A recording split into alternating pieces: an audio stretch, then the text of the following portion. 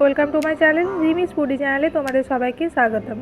আজকে বানাবো মশলা ছাড়া রুই মাছের পাতলা ঝোল। তার জন্য রুই মাছগুলোকে নুন হলুদ দিয়ে মাখিয়ে তেলের মধ্যে এপিট ওপিট উল্টে লাল লাল করে ভেজে তুলে নেব।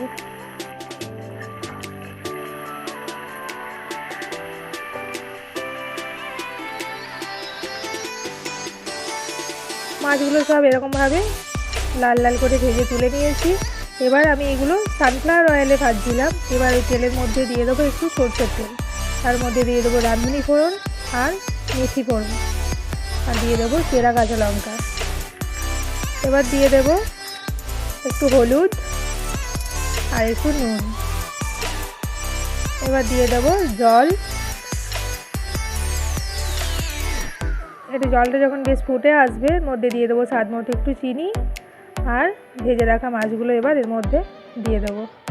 এবার যখন মাছগুলো ফুটে যাবে এর মধ্যে চেরা কাঁচা লঙ্কা আর ধনেপাতা কুচি ছড়িয়ে গ্যাসটা বন্ধ করে রেখে দেবো। আর এদিকে তাওয়ার মধ্যে কালো সরষে আর পোস্ত ভেজে নেবো হালকা করে ভেজে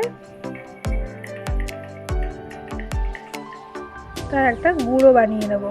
ভেজে গুঁড়ো করে নিয়ে এবার ওই মাছের ঝোলের মধ্যে উপর থেকে ছড়িয়ে দেবো।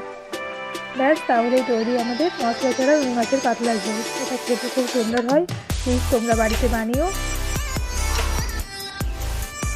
খেয়েও। Thanks for watching.